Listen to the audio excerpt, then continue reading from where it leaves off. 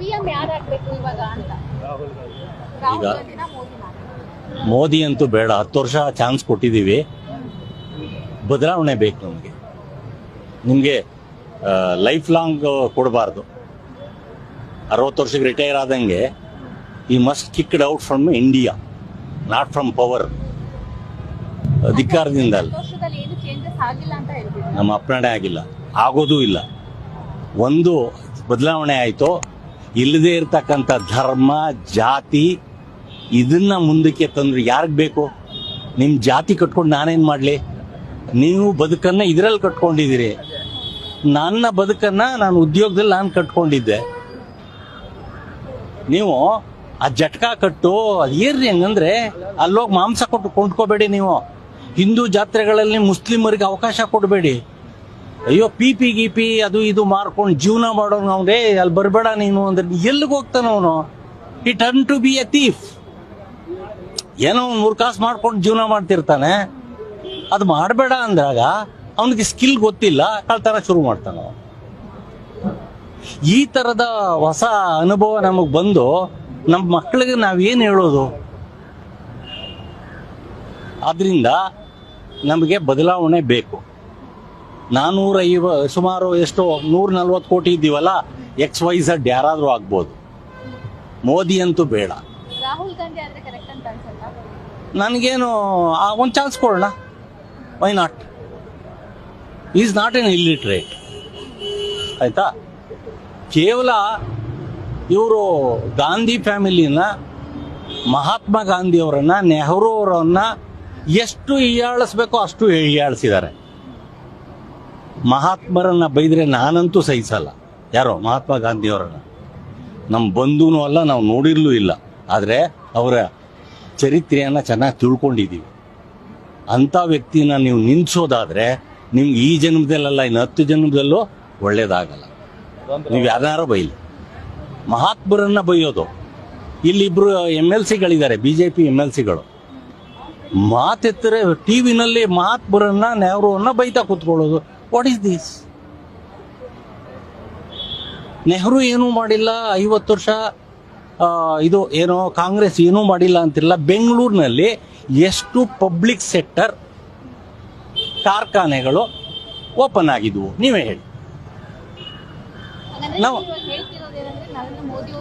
ನಮ್ಮ ಅಪ್ಪನ ಹಣೆ ಇಲ್ಲ. ಇನ್ನೊಂದಷ್ಟು ಕುಲ್ಗೆಡುತ್ತೆ.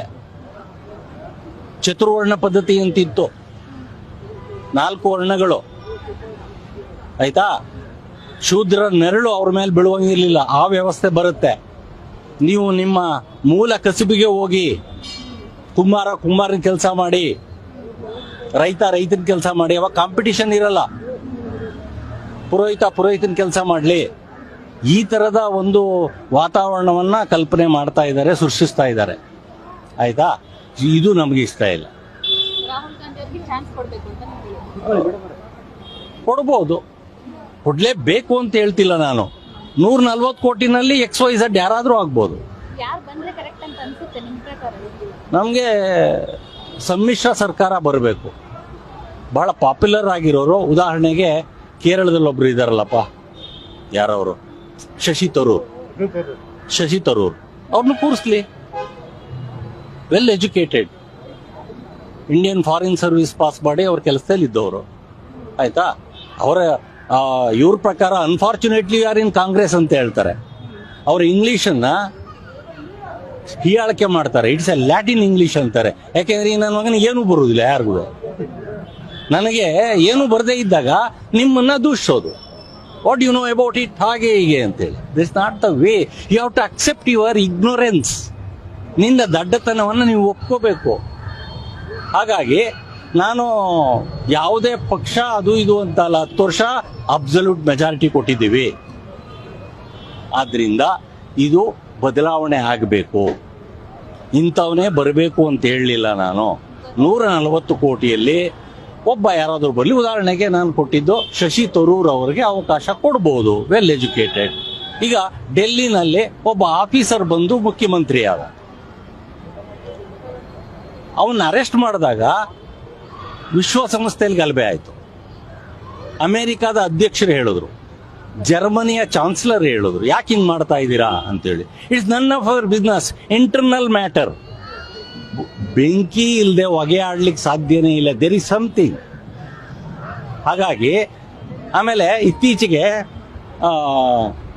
ರಾಜಸ್ಥಾನದಲ್ಲಿ ಎಲೆಕ್ಷನ್ ಇದನ್ನ ಮಾತನಾಡ್ತಾ ಬಿಜೆಪಿಯ ರಾಷ್ಟ್ರಾಧ್ಯಕ್ಷರು ಎಲ್ಲ ವಿರೋಧ ಪಕ್ಷದವರು ಜೈಲ್ನಲ್ಲಿದ್ದಾರೆ, ಇನ್ನು ಅರ್ಧದಷ್ಟು ಬೇಲ್ನಲ್ಲಿದ್ದಾರೆ. ಹಂಗಂದ್ರೆ ಏನು? ಎಲ್ಲರೂ ನಿಮ್ಮನ್ನೆಲ್ಲ ಜೈಲ್ಗೆ ಹಾಕ್ಬಿಟ್ಟು ನಾನು ಹಾಳೂರ್ಗೆ ಉಳಿದೋನೇ ಗೌಡನಾ? What it mean? ಎಲ್ರಿಗೂ ಒಂದು ಅವಕಾಶ ಕೊಡಿ. ನಿಮಗೆ ಮುಖ್ಯಮಂತ್ರಿ ಆಗಿದ್ದಾಗ ಅಮೇರಿಕಾದ ವೀಸಾ ಸಿಕ್ಕಿರ್ಲಿಲ್ಲ, ನನಗಿತ್ತು ವೀಸಾ, ಇವತ್ತು ಇದೆ. ಅದನ್ನೆಲ್ಲ ನೆನೆಸ್ಕೊಳ್ರಿ ನೀವು. ವೀಸಾ ಯಾಕೆ ಸಿಕ್ಕಿರ್ಲಿಲ್ಲ? ವೈ?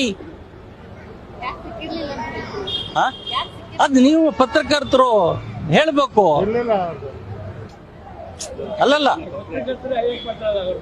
ಅಲ್ಲಲ್ಲ, ಯಾಕೆ ಸಿಕ್ಕಿರ್ಲಿಲ್ಲ ನನಗೆ ಗೊತ್ತಿಲ್ಲ. ವಿಲೇಜ್ ಮ್ಯಾನ್ ಆಯ್ತಾ, ಕೊಟ್ಟಿರ್ಲಿಲ್ಲ. ಯಾಕೆ ಕೊಟ್ಟಿರ್ಲಿಲ್ಲ ತಾವೇ ಹೇಳ್ಬೇಕು, ಅದನ್ನ ಬಿಡಿಸಿ ಹೇಳ್ಬೇಕು. ಇತ್ತೀಚೆಗೆ ಚಂಡೀಗಢದಲ್ಲಿ ಮೇಯರ್ ಎಲೆಕ್ಷನ್ ಆಯ್ತು, ಎಷ್ಟು ಚೆನ್ನಾಗಿ ನಡೀತ್ರಿ ಇದ್ರು. ಜಗತ್ತೇ ಮೆಚ್ಚುವಂತ ಮೇಯರ್ ಎಲೆಕ್ಷನ್ ಅದು. ಇವೆಲ್ಲ ಮಾಕರಿ ಆಫ್ ಡೆಮಾಕ್ರಸಿ.